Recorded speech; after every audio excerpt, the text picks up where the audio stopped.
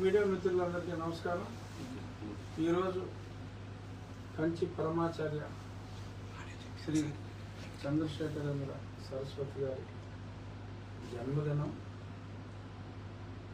ఈ అనురాధ నక్షత్రం చక్కటి ముహూర్తం ఈరోజు ఉదయం 7:14 ఎప్పటి నుంచో గత 2 నెలలుగా మనందరం ఆకాంక్షిస్తున్న ఆకివీడు శ్రీరామ మందిర పునర్నిర్మాణం శంకుస్థాపన కార్యక్రమం చాలా ఘనంగా భక్తజనుల నడుమ ఉత్సాహంగా జై శ్రీరామ్ నినాదాలతో నినాదాలతో చాలా వైభవంగా జరిగింది. ఇందుకు సహకరించిన అన్ని అనుమతులు సకాలంలో ఇచ్చిన ప్రభుత్వ యంత్రాంగానికి ఈరోజు త్రేతాయుగంలో కూడా మరి ఏదైనా యాగం నిర్వహించాలంటే అప్పుడు దానవులను రాక్షసులను ఓ బ్రీడ్ సెపరేట్గా ఉండేది. సో అప్పుడు యాగ పరిరక్షణ కోసం మరి కొంతమందిని రక్షణగా నియమించుకోవాల్సిన అవసరం ఉండేది. అలాగే ఈరోజు కూడా మేము ఈ శంకుస్థాపనలో యాగం కూడా తలపెట్టాం.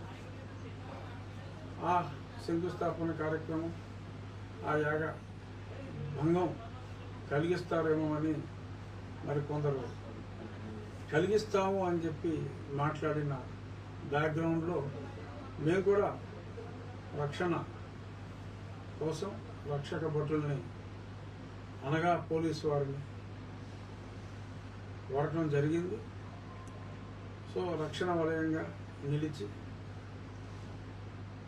మోడర్న్ దానవుల దారి నుండి మా శంకుస్థాపన కార్యక్రమం ఆ సందర్భంగా మేము తలపెట్టిన యాగం ఎటువంటి అవాంతరాలు లేకుండా మరి జరిపిన పోలీస్ శాఖ వారికి కూడా నా హృదయపూర్వక ధన్యవాదాలు తెలియజేస్తున్నా.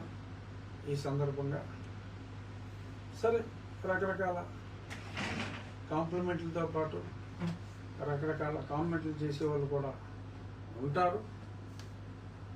ఈ కార్యక్రమం అనుకున్న దగ్గర నుంచి మీడియా వారు కొందరు సహకరించారు, కొందరు రకరకాల పచ్చి అబద్ధాలతో వ్యతిరేకించారు. ఎవరి అభిప్రాయం వాళ్ళది కాబట్టి ఇప్పుడు సజావుగా ఈ క్షణం వరకు అన్నీ అద్భుతంగా జరిగినాయి. ఈ సందర్భంగా మీడియా మిత్రులతో మీ అభిప్రాయాలు ప్రజాభిప్రాయంగా కూడా మీరు అడగవచ్చు. మీ అభిప్రాయం అదైనా సరే అడగచ్చు. మీ అభిప్రాయాలు చక్కగా మొహాటం లేకుండా సిగ్గు లేకుండా అడగాలని చెప్తున్నాను, కోరుకుంటున్నా. నేను కూడా అంతే మొహాటం లేకుండా అంతే నిష్కర్షగా సమాధానం చెప్పే ప్రయత్నం చేస్తాను. చాట్ ఇది మీడియాతో చిట్టి చాట్. సార్ అక్కడ శంకుస్థాపన జరిగినప్పుడు మీరు మాట్లాడారు, ఇంత దిగ్విజయంగా జరగడానికి ఒక అదృశ్య శక్తి ఉన్నది, సందర్భం వచ్చినప్పుడు చెప్తాను అని. ఆ అదృశ్య శక్తి ఎవరు అనుకోవచ్చు, సందర్భం ఎప్పుడు వస్తుందని? ఇదైతే సందర్భం కాదు, అది నేను గుడి ప్రారంభంలో చెప్తాను. అది సందర్భం. అది సార్ అలాగే నిన్న మందకృష్ణ మాదిగ గారు ఒక స్టేట్మెంట్ అయితే ఇచ్చారు, ఎస్సీ ఎస్టీ హోదా పోదు, దళిత హిందువులు ఎవరైనా మతం మారితే సుప్రీంకోర్టు తీర్పు కూడా కొట్టేయాలి అని. దానికి మీ అభిప్రాయం ఏంటి సార్? అంటే ఆయన చెప్పింది కొట్టేసిన తర్వాత పోదు అనా, ఇప్పుడు కూడా పోదనా? తీర్పే కొట్టేయాలి. అవునమ్మా, తీర్పు కొట్టేయాలి అన్నారు. తీర్పు కొట్టేసిన తర్వాత పోదు అన్నారా? అసలు ఈ లోపు కూడా పోదు అన్నారా? అని ఉండరు. కానీ ఆయన పద్మశ్రీ బిరుదు కూడా వచ్చింది కదా, అంత లూజ్గా అనరు. సో డెఫినెట్గా వారి ఉద్దేశం వీరి కోరిక మేరకు ఆ తీర్పుని కొట్టేస్తే, మరి ఆ తీర్పుని ఎవరు కొట్టేస్తారో నాకు తెలియదు. సుప్రీంకోర్టు తీర్పుని ఎవరు కొట్టేస్తారు? ఎవరు కొట్టేయడానికి లేదు. సుప్రీంకోర్టు తీర్పుని కొట్టేయడానికి లేదు. దాన్ని చట్ట సవరణ అంటే రాజ్యాంగ సవరణ చేస్తే ఎవరైనా హ్యాపీగా మారిపోండి అమ్మ మతం. మీరు మతం మారిపోయినప్పటికీ మీకు కులం మారదు అన్నప్పుడు ఏమవుతుందంటే, క్రైస్తవ మతానికి కూడా కొన్ని నియమ నిబంధనలు ఉంటాయి. ఆ మతం ఇక్కడ పుట్టిన మతం కాదు. ఆ మతం ఒక రకంగా ఎడారిలో పుట్టిన మతం, విశ్వవ్యాప్తమైన మతం. ప్రపంచంలో అత్యధికులు ఫాలో అయ్యే మతం క్రైస్తవ మతం. మన దేశంలో అత్యధికులు ఫాలో అయ్యేది హిందూ మతం. ప్రపంచంలో అత్యధికులు ఫాలో అయ్యేది క్రైస్తవం. సో ఆ మతానికంటూ కొన్ని నియమ నిబంధనలు ఉన్నాయి. ఆ మతంలో కులం అన్నది లేదు. సో కులం అన్నదే లేని మతంలోకి మీరు షెడ్యూల్డ్ తరగతులు అని చెప్పి నియమించుకుని, షెడ్యూల్డ్ తరగతుల్లో ఒక్కొక్క రాష్ట్రంలో ఎన్నో కులాలు, ఇక్కడ 57 ఎన్నో ఉన్నాయి మన రాష్ట్రంలో.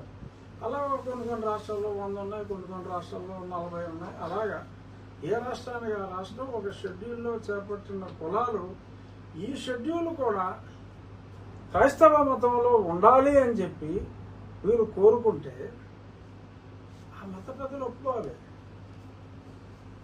ఇదంతా అర్రిబుర్రిగా అయిపోదు. సో అంచేత వీరు ఆ మతాన్ని గౌరవించాలి అంటే ఆ మతంలో కుల వ్యవస్థ లేదు.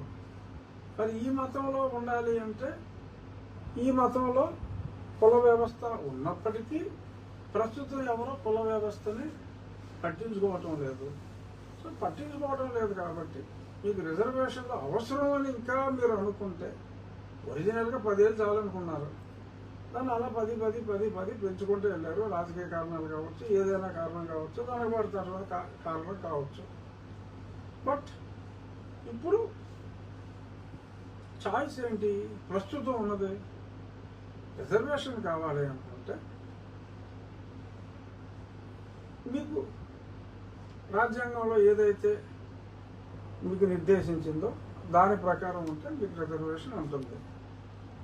ఒక ఆర్టికల్లో మతం మారే స్వేచ్ఛ ఉంది, అందరికీ ఉంది మతం మారే స్వేచ్ఛ.